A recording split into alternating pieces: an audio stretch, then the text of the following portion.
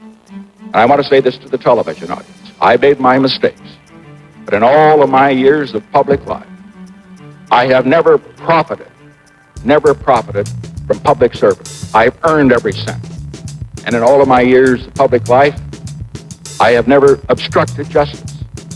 And I think, too, that I can say that in my years of public life, that I welcome this kind of examination, because people have got to know whether or not their president's a crook. Well, I'm not a crook. I've earned everything I've got.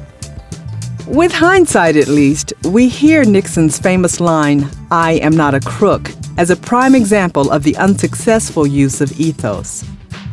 Earlier today, we heard the beginning of the preamble to the Constitution of the United States. We the people. It's a very eloquent beginning.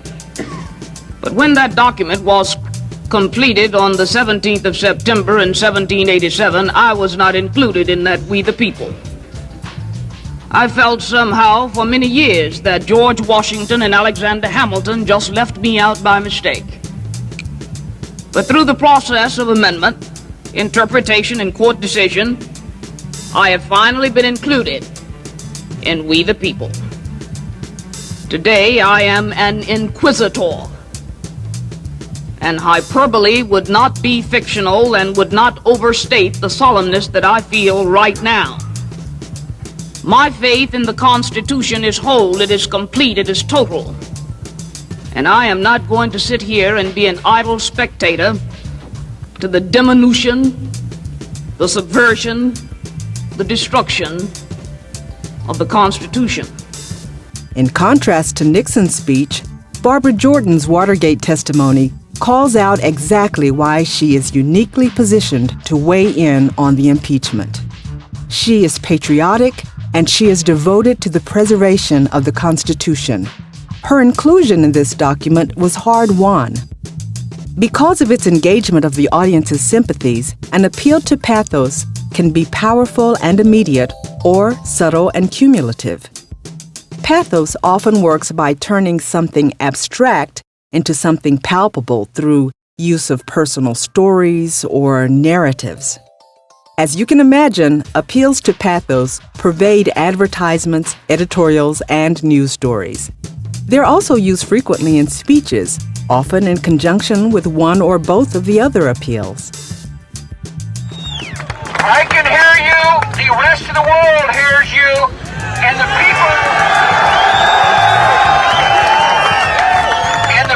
who knock these buildings down will hear all of us soon. Emotional patriotism, which draws on the audience's views and sympathies in terms of pride of country, is common in speeches of a political nature, such as George W. Bush's comments at Ground Zero, which prompted cheers of "USA, USA, USA" from the rescue workers he was addressing.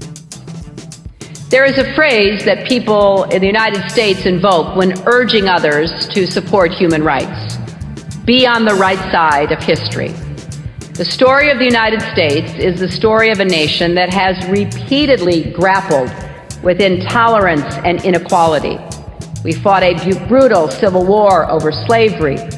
People from coast to coast joined in campaigns to recognize the rights of women, indigenous peoples, racial minorities, children, people with disabilities, immigrants, workers, and on and on. And the march toward equality and justice has continued. Those who advocate for expanding the circle of human rights were and are on the right side of history, and history honors them.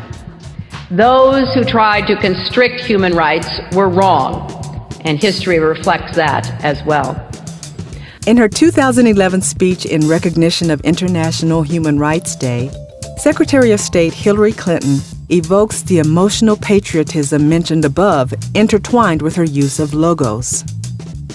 To equate tolerance with the right side of history, she lists the campaigns the U.S. has fought in the past against intolerance, equating past intolerance with today's struggles. It's significant that Aristotle named ethos, logos, and pathos the three proofs, that is, the three means of proving, the three means rhetoric use to persuade an audience.